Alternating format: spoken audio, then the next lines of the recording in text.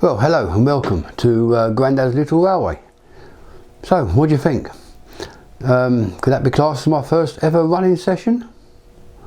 Short date maybe. I suppose you could call it progress. Let's see how we got there. Right, taking you back to part 16, I think it was. You remember that I had this gap, and this is the first thing that I had to do. So I went on the web and I started looking for little bridges to put in there, and I found one on scale scenes. Let's have a look.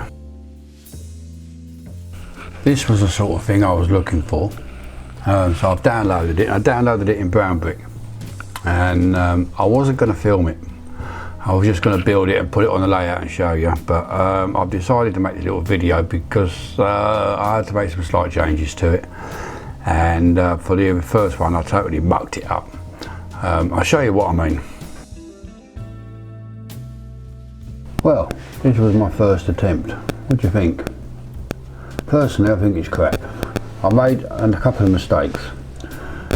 Firstly, I used different types of paper. I should have made sure that it was totally photo paper that I used and it was all the same grade, because the print quality suffered badly. Also, when I put it together, it's twisted and buckled. You can see that it's just not straight. It's just, it's leaning outwards at the top. I got this far, and I just thought I'm not going to carry on. And my original plan was then to go out and buy a bridge, but I thought about it, and I thought I'd have another go, but I'll build it my way. Which is totally different to the way they scale scenes tell you to make it. So yeah, I printed it all off again, making sure the paper was all the same. And once it was all printed off, I then varnished the back of it, and I made a start. So this is what I did first. What you're going to see is photos of progress that I've done, not me actually doing it. But please bear with me. You can see here that what I've done, I've got some 1mm grey board, and I had some offcuts, and now I knew that I had to raise it up to meet the track. I knew it wasn't going to be high enough, so I've got 2 bits of offcut and I arranged them in like a cross, as you can see here, and then I put up some side supports. This is basically just laying down the foundation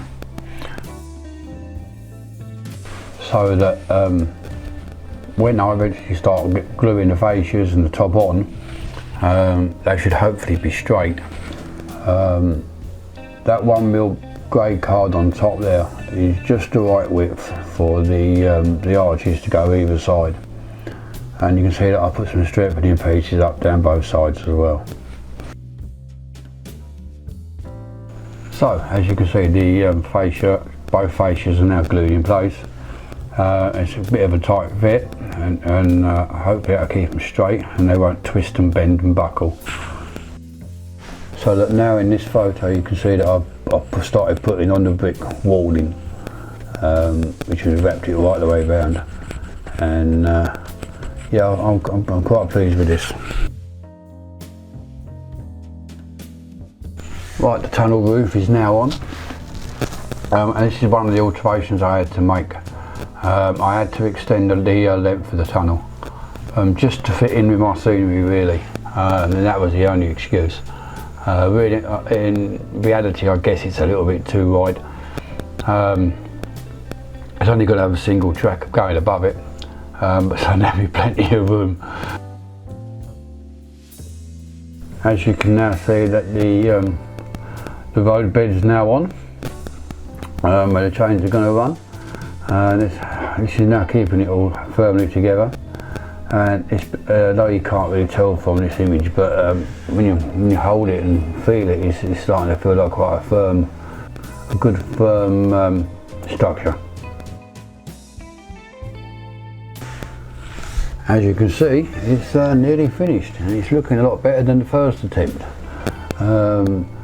The upper walling has gone in, and the buttresses are in place at the top there. Yeah, it's progressing now.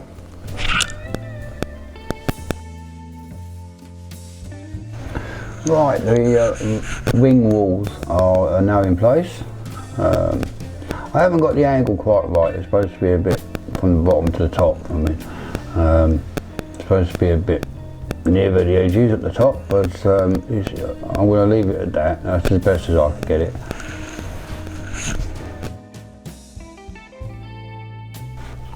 So there you go. It's almost finished. Almost finished. It looks worse. It looks better with the naked eye than it does on the photos, I must admit. Cutting these tiny bits of card out is challenging, to say the least. But yeah, I think we can now place that on the layout, and we'll take a look. So there you go. What do you think? I think it does fill the gap. I have realised a bit of a mistake though.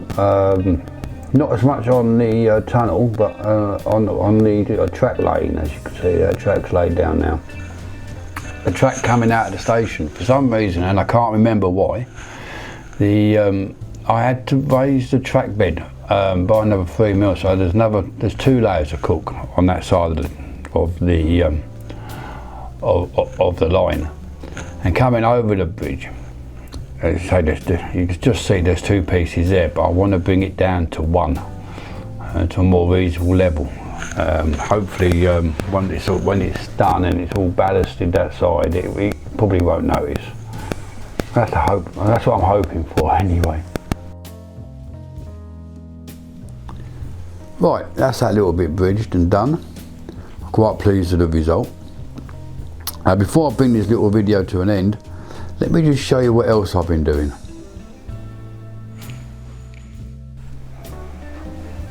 Right, as you can see, I've been doing some tunnel portals. These have been done in a lighter stone texture, and I downloaded I downloaded it from Scale Scenes, which is the one at the back, the single portal. I envisaged putting a tunnel at the end of this layout. What I didn't really think about was the 2 tracks coming out the other side. I could have put a single portal right in the corner, but I decided to challenge myself and do a double one. I'll just move it down so you can take a closer look. But there you go, it's exactly the same as a single portal.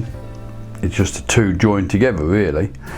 I just downloaded a few more sheets of paper and mashed them all together. I'm not over happy with this portal here. The stonework on the outside didn't go to plan. Looks a bit rough and ready. But where it's actually going to go on the layout, you're not really going to see it. So I'm going to leave it as it is. Because when I eventually get the twin oval track up and running, I envisage I'm going to have to take it out anyway and make that whole corner a tunnel.